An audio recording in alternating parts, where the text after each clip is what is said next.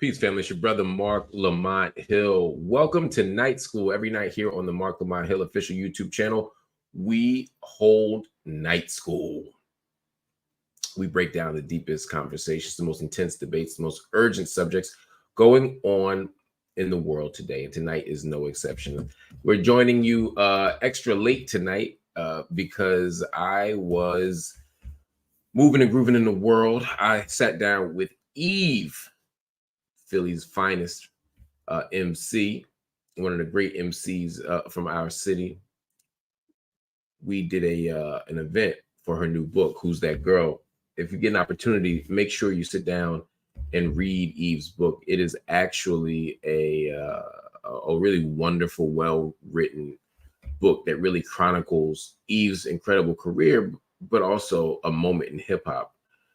You get all the inside scoops, you get all the knowledge and all the breakdowns, but more importantly, you get to hear this incredible sister's story. And yes, that's why I'm wearing a suit. We were at Enon Tabernacle Baptist Church. Shout out to Reverend Waller and the family over at Enon who were nice enough to invite us, host us even at the church. And so, you know, I got home training, so I rolled up in there with my suit on, and it was so nice. It was nice to see Eve. It was nice to interview Eve. I brought my son with me, and Eve's son was there too, so they're the same age. So they got to hang out and play. By the end, they were doing a piano duet, which sounded exactly like you think a piano duet would sound with 2.5-year-olds. So it was fun. It was sweet, and it was just a really, really, really, really good time. So I'm excited to do that. Also, tonight's night school ain't gonna be long. Your boy is tired. We only got about 3 topics, but I think they're important topics, and I think that they're things that we need to talk about, especially right now. Let's start with Diddy. How could we not start with Diddy at this point? I mean, everything in the news for the last 24 to 48 hours has been about Sean Combs, also known as Diddy. As you know, he was charged at the federal level and is being held without bail for sex trafficking charges. Well, what's interesting is, after being denied bail, Diddy said that he would appeal. And the appeal, a lot of people thought would be successful for all the reasons that you would think an appeal for bail would be successful. Well, he showed up in court again today. He made his argument once more, and he was once again denied. The prosecutors say not only is he a flight risk, but he is a danger to the community. Now, Diddy is accused of running a sex crimes empire, kind of like the Jeffrey Epstein of the music industry. The indictment alleges that Combs used his, quote, power and prestige for, quote, sex trafficking, forced labor, interstate transportation for purposes of prostitution, drug offenses, kidnapping, arson, bribery, and obstruction of justice. Diddy's charged with drugging female victims and male sex workers and forcing them to engage in elaborately produced sexual performances, what he calls freak-offs. Combs allegedly directed and, quote, engaged in these freak-offs, which sometimes lasted for days and were often recorded. According to the indictment, Diddy would order IVs to recover from the events. It goes on, the indictment does, to allege that Combs has coerced and abused women dating back to 2008, and other statements say much further than that. He's accused of blackmailing his victims with the videos that he shot, and he used violence to keep them in line, as we all saw in the Cassie video. But none of this was done in a vacuum. The indictment describes a coordinated organization from the top down by a network of associates and people on the payroll. That's the breakdown from the prosecution. Diddy said, I ain't do it. I'm innocent. His lawyers say he's being shamefully charged and, misrepresented. And as a result, he should be free. And ultimately, it seems as if this was not a tough decision for the judge. They decided quite clearly and quite quickly, relatively speaking, to say, no, you can't leave. So for the foreseeable future, Diddy will be in jail. That isn't a small inconvenience, and I'll tell you why. I like to make banners sometimes while we talk, and that's what I'm doing. Based on what we've seen so far, Diddy is never coming home. Now that he has been denied bail, denied one more opportunity to see his family at home, denied an opportunity to be on house arrest, which is what Diddy offered. With all that in mind, it does not seem likely. It's not definite, but it doesn't seem likely that Diddy, Sean Combs, is ever going to come home. Now, let me be clear. I'm not making a legal judgment about his innocence or guilt. I have my thoughts, I have my feelings. We can talk about those. But at the core, that's not what I'm talking about. I'm talking about the likelihood of things. Diddy paid off the remaining $18 million on the mortgage this past summer. He has a almost $50 million property that he was willing to put up. He said he'd wear the ankle monitor. He said he would turn in the passports for himself and all of his kids. He did and said all the things you say when you want to get bail. Now, the prosecutor made an interesting case. That prosecutor said, well, he's a flight risk and he's a predator, or he's a menace to the community. The flight risk part, he surrendered his passport. He's got the monitor. It doesn't seem easy to break away. But then there's the question of, should you let somebody out on bail who can harm the community? If it's just a bail issue, I say let him out. I say let him out. And the reason why I say let him out is not because I care so much about what happens to Puff, but because I care what happens to the rest of us. Bail should not be a punishment. Bail should not be used to measure your innocence or guilt. If we're trying to ensure that you return to court, if we're trying to make sure that you come back, then bail should be only about what it takes to get somebody back to court. And again, if he's got all the stuff, why not do it? Again, I don't want people locked up just because. Now, Diddy may look guilty to you. He looks guilty to me. I would bet my last nickel that Diddy did it, that he's guilty of most of the things people say. I'm not defending Diddy. I'm saying he sounds like a terrible person who did all the things. What I am saying, though, is the system can't be designed just for Diddy. It has to be designed for everybody, including people who didn't do it, including people who at least are given, as we all are, the presumption of innocence. So I don't want a system that punishes Diddy in a way that makes it harder for people who aren't Diddy. That's the thing. That said, the one exception to the bail thing for me is, well, if you're an active threat to society, then you need to be secured. I mean, somebody's a serial killer, somebody's walking around just, or running around killing dozens of people, or a mass shooter, or someone's mentally ill. I'm not saying leave them out. Some people need to be confined. Secure confinement doesn't have to be a prison, though. There's other ways to protect society from the select few people who need it. Anyway, all that said, the fact that the state is taking this position, and they usually don't do this to celebrities, they usually don't do this to rich people. The fact that they're doing this says Diddy is likely not going to see the outside of a jail cell until after his trial is over if he's found not guilty. Very much like O.J. Simpson, right? O.J. was not going to get that bail. And of course, it makes sense. I mean, O.J., we saw him in a slow chase getaway in the Broncos. So you can't then say, well, I'm not a flight risk. He was a flight risk. So then the next question becomes, well, why are you saying he's never coming home? I don't see him beating these charges. But why do I say that? Well, the feds rarely lose. The federal government, by the time the federal government makes a case against you, by the time the federal government has decided that they're going to charge you, they got you dead to rights. I'm not saying the government is always telling the truth. I'm not saying the government doesn't frame people. I'm not saying the government is right. I'm saying when the government does this, The feds, they have a strong case. I'm not saying they're right. I'm simply saying the case is strong, meaning they don't usually lose. They don't usually lose. And so the exceptions to the rule will be the ones we should ask about. And you could say, well, rich people tend to beat the feds more than everybody else. Don King beat the feds. People beat the feds.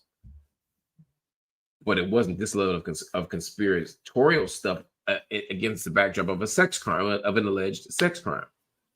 So it's hard enough to beat the feds anyway, but on this stuff, it'll be real tough. Now, guilty doesn't mean you're never coming home, though.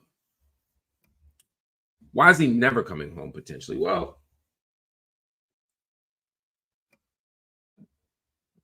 when the feds make this kind of case against you, they're probably looking to roof you. They're looking to give you 1 trillion years. And they're looking to charge you for things that they can charge you for in light of the fact that there are other things they want to charge you for that they can't. What do I mean? Look at R. Kelly. Look at O.J. Simpson.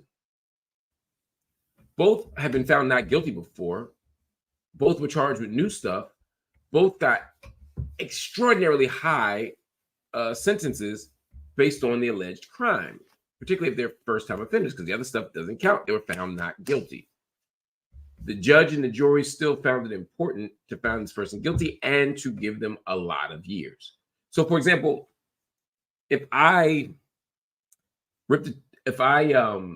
shoplift right now and I got caught, I probably would get probation. But if O.J. Simpson had done the exact same thing in 1990, say 8 or in 2008, when it's on people's memory, on people's mind, they're going to give him whatever the max penalty is, because they're not just punishing him for this, they're also punishing him for that other thing that we can't get him on. So if you're going to talk Diddy, you have to understand the disposition here of the court and of the prosecutor. They don't want him to come home. They have a heavy case. They have a strong case. Why? Again, because they don't lose often. And Diddy, there's people implicating Diddy. There's people on tape like Cassie being beaten by Diddy. There are infinite stories. I don't even know how they're going to find a good jury. But the point again is Diddy is likely going to be found guilty. And if he's found guilty at his age, mid-50s, right? Born in 69, I believe. If they give him 20 years, I don't know what that looks like. I don't know if he ever comes home. I don't know if he comes at 75. You certainly could live to be 75. I don't know what's going to happen if he gets those types of years. I've heard things. I don't want to get into that, but it's a legitimate question. It's a legitimate concern. Anyway, Diddy ain't coming home no time soon. We now have to unpack what that means. What does it mean for the music industry? What does it mean for these other people who are stepping down from positions quietly and sometimes publicly? What does it mean for how we navigate these industries? All of that we're going to talk about later in the week. But I wanted to give you a quick breakdown. We're going to take a quick break. We're going to come back. We're going to talk about a Black man facing the death penalty right now who might not have done it. Stay with us.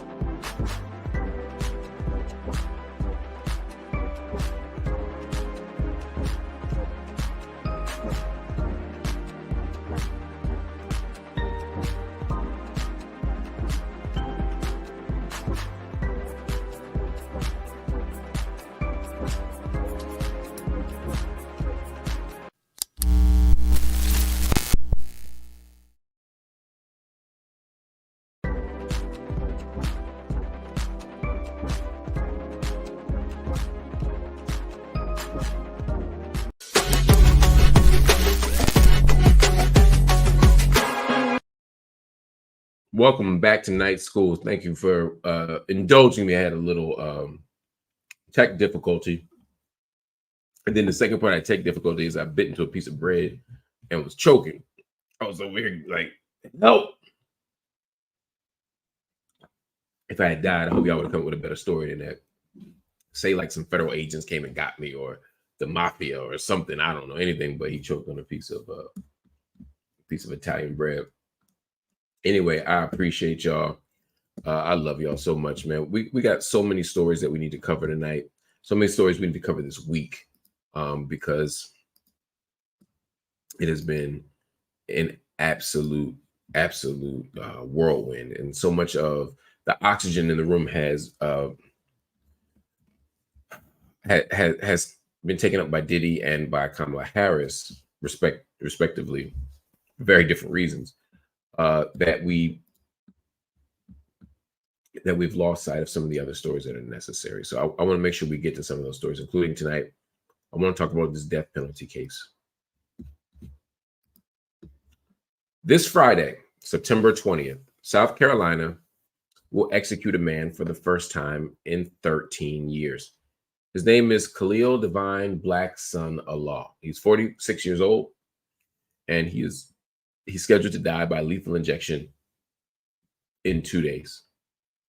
He entered the prison system, at just 19 years old. His name at the time was Freddie Owens.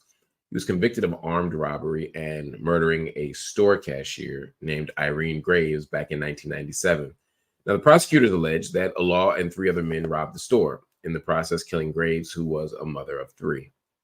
Security footage shows 2 unidentified masked men holding the guns. There was no forensic evidence that linked Allah to the shooting. He was to be tried alongside his friend and co-defendant Stephen Golden, who made a last-minute guilty plea and agreed to testify against Allah. Allah has long denied shooting Graves, and just last month, the state's key witness alleged in an affidavit that he lied during the trial, at the instruction of prosecutors, of course, he says. Allah's public defender says the sentence is based on, quote, trial court errors and the prosecution withholding evidence. So this is the story. And this is the brother, by the way, if you want to put a face to the name that has been lifted up in this tragedy for lots of reasons.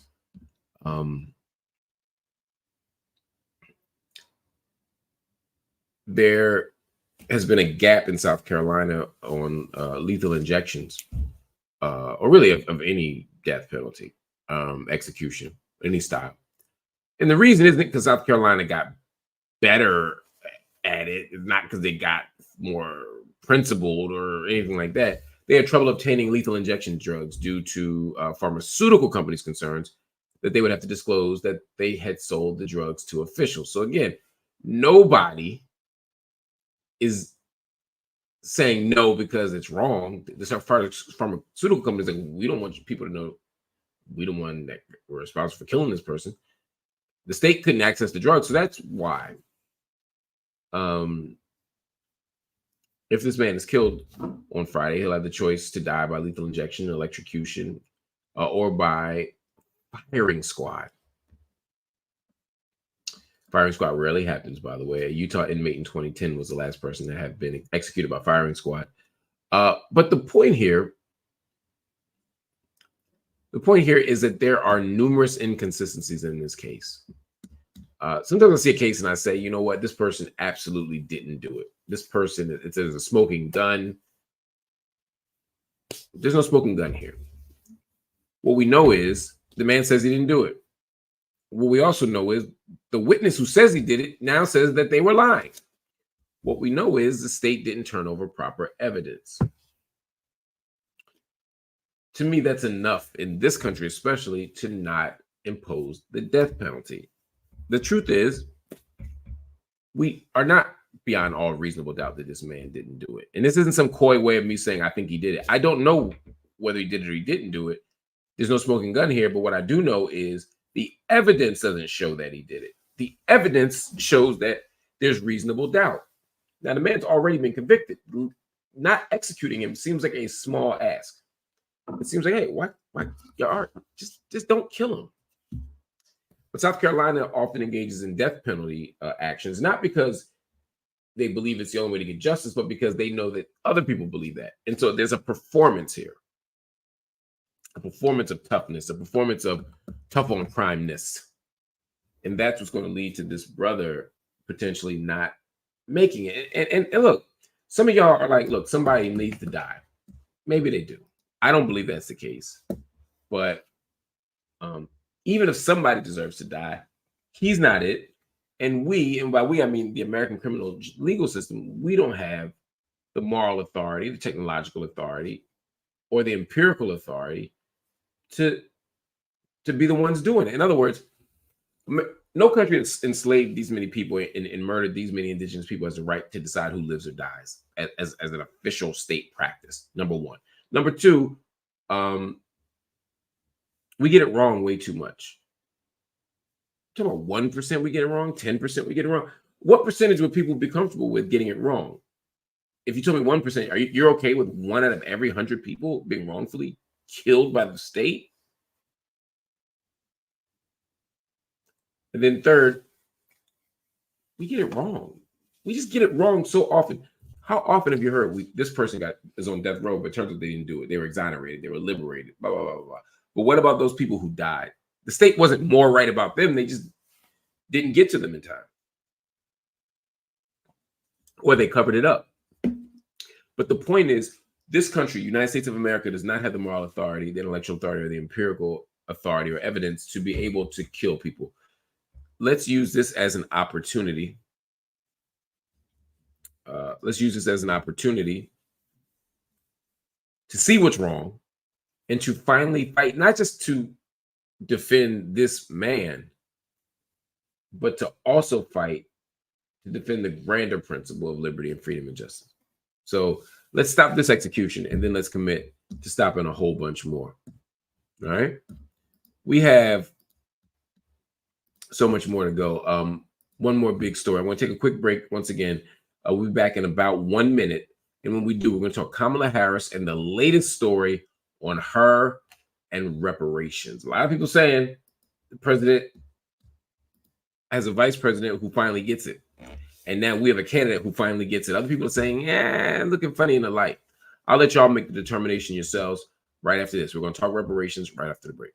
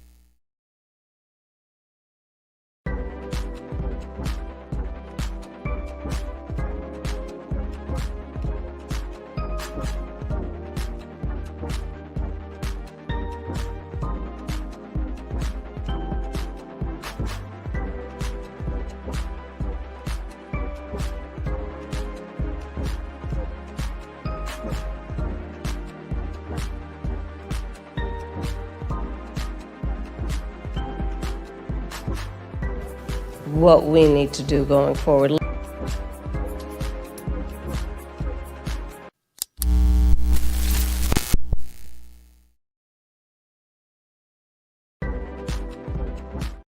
All right, family, welcome back. What a time we are in every day.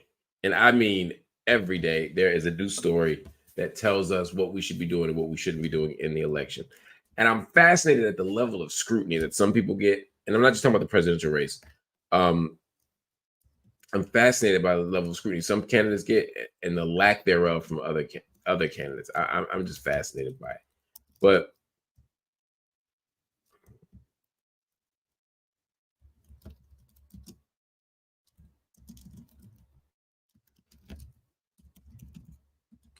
Sorry, I'm producing myself here, so I got to add some things every once in a while. Anyway, the internet, social media, internet news, they've all been buzzing about Kamala Harris. Apparently, Kamala Harris has given an official statement. She's answered an official question about reparations. She was doing an interview, and during the interview, she was asked to address the question of reparations, and she gave a very thorough and telling answer. Here's what she said. What we need to do going forward. Look, first of all, we just need to speak truth about history, in spite of the fact that some people are trying to erase history and try and teach our children otherwise. We need to speak truth about the generational impact of our history, in terms of the generational impact of slavery, the generational impact of redlining, of Jim Crow law. I could go on and on and on. These are facts that have had impact. And we need to speak truth about it. And we need to speak truth about it in a way that is about deriving solutions. And frankly, I think that we, and part of that is studying it to figure out exactly what we need to do. But part of what we can do right now is, for example, what I'm talking about in terms of building an opportunity economy, which is addressing explicitly the obstacles that historically and currently exist and dealing with them. Student loan debt, medical debt, bias in home appraisals. What we need to do in terms of dealing with an issue that I have championed for years, Black maternal mortality, which is the fact that Black women are 3 to 4 times more likely to die in connection with childbirth than other women. And we know that the reasons for that include disparities that pre-exist her pregnancy, including disparities that exist in the system during her pregnancy. So all of those things must be addressed. But do you have a position on whether that should happen, this commission should happen through executive order or via Congress? I think Congress ultimately will have the ability to do this work. I'm not discounting the importance of any executive action, but ultimately Congress.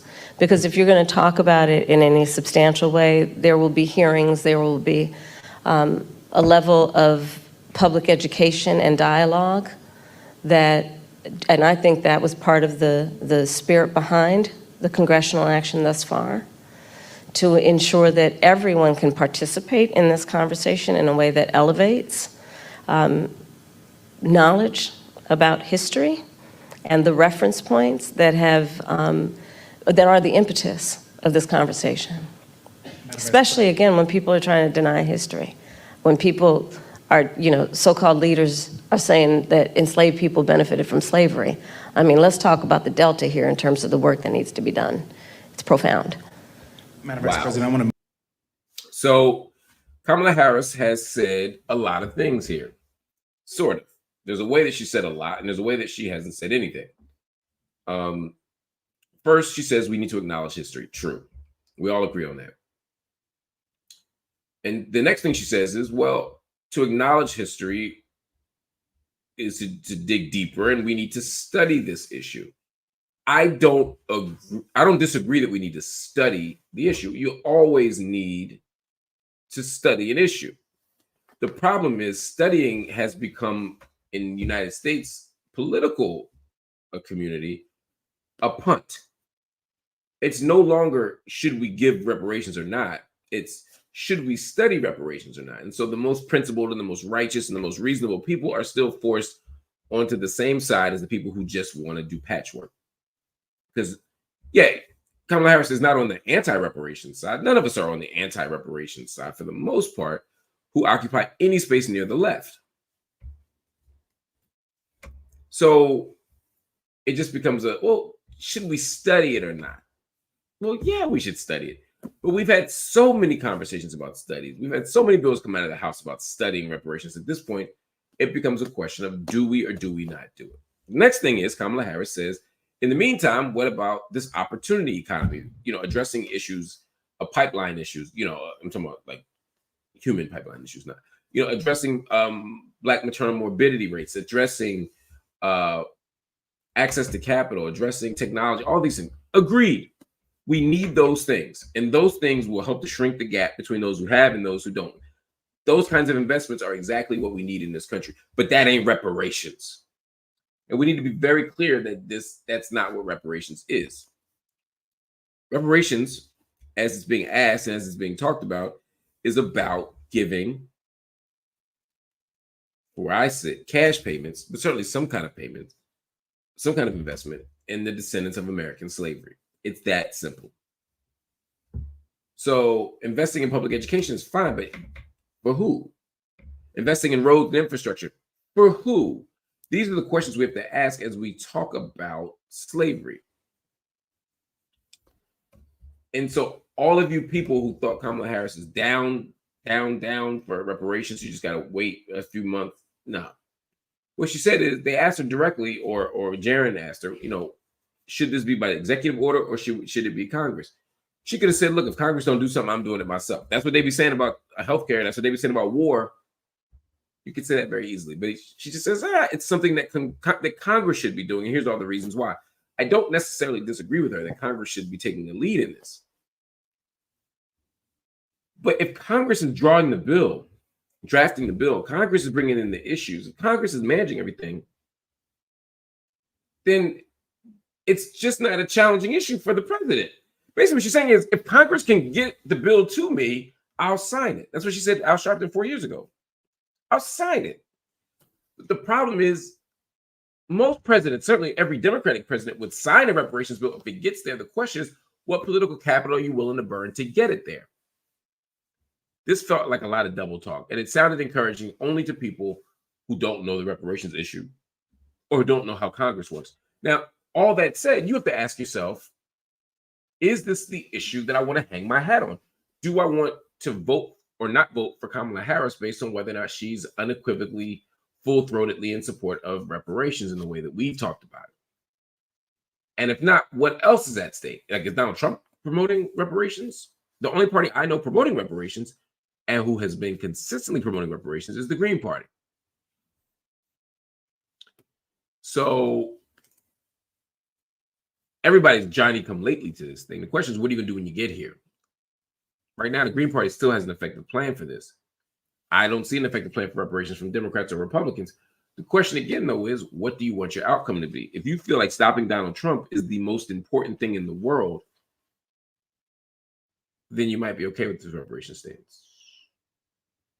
With her, you might say, what, Kamala Harris ain't perfect, but it don't even matter. You might be like, she's awful, but it doesn't even matter. She's not as awful as Trump. I mean, these are all possibilities for how you might think about things.